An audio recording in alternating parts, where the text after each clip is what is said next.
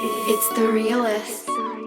Hey, what's going on, everybody? It's your guy Realistic, and welcome to my tutorial vault. That's right, I'm gonna start grabbing some of my most classic tutorials over the years out of the vault and re-releasing them. That way y'all can enjoy, get your mixing and mastering skills back up. So if you find any of the information useful, be sure to like and subscribe to the channel. That way this keeps showing up in your feed, and sit back and enjoy the content.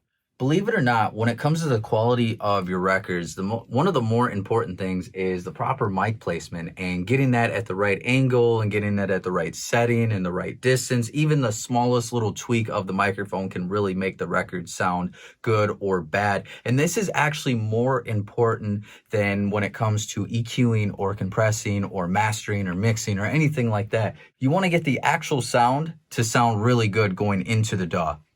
Thinking about it, if we were going to cook a soup, right? We got a tomato soup going, right? And we use fresh ingredients, or we use something instead like rotten tomatoes. If we used rotten tomatoes, it doesn't matter the type of oregano or thyme or basil, EQ compressor that I'm going to use. No matter what I do, that soup is going to taste rotten. However, if we start out with fresh ingredients, like a good vocal take, we have a much better chance of having an overall high quality product, very well tasting tomato soup, or a very good sounding vocal take. So those things matter. And so whether you're recording your vocals or if you're recording an artist in the studio, you want to make sure that you get this right. And so one of the things that you want to do is you want to make sure you're at a good distance. So a good distance to be from the mic is usually if you stick your thumb out and your pinky out and you put your thumb on your chin, and then you just go ahead and you want to be about that far. That's usually a good distance. If you're dealing with somebody that's a little bit louder, that has more of a dynamic range, like an opera singer or like a really powerful singer like an Ariana Grande or Mariah Carey type vocal, just let them know when they get louder they want to pull back a little bit. So that's really important. And then also distance of the height of the mic. You don't want to be too high because you see how that kind of strains his neck, and then you don't want to be directly on, where you don't want this diaphragm to be directly on where their vocal is going to go into the mic, because then you start to do things where you shake the diaphragm or kind of have some things where you get too much clipping. It's possible to clip the mic without clipping your DAW, so keep that in mind.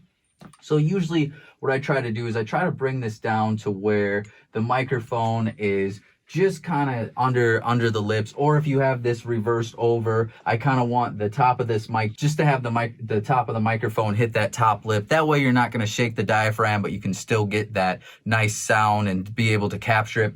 Another thing too, if you're dealing with an artist that has a lot of sibilance with their voice, like a lot of harsh T's and S's, you just kind of want to move the mic over just a little bit. So you see now how he's not directly on the mic there, and then that can kind of stop those T's and S's from getting a little too harsh. So those are some things to think about too. And also while you're in the studio, kind of listen to it and see what the tone is. And you may have to come in and just like even that, like you couldn't even see that. Even that little distance right there, that little change can really impact how it sounds. And the last thing I want to point out is you want to make sure that the artist is directly on there. Sometimes you get an artist and they're reading their lyrics and the mic's here and they're kind of here. Well, then what happens is you kind of get a sound like this, and it doesn't matter what kind of EQ or compressor I use, I'm not going to be able to fix that. So you want to make sure they're directly on the mic. So mic placement is really important for the right sound. Thanks so much for taking the time to watch this tutorial. If you found it useful, be sure to like and subscribe because it does help the channel grow.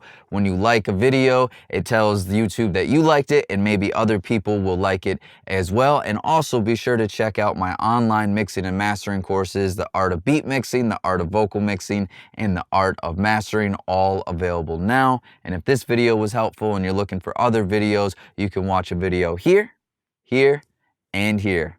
All right, until next time, y'all.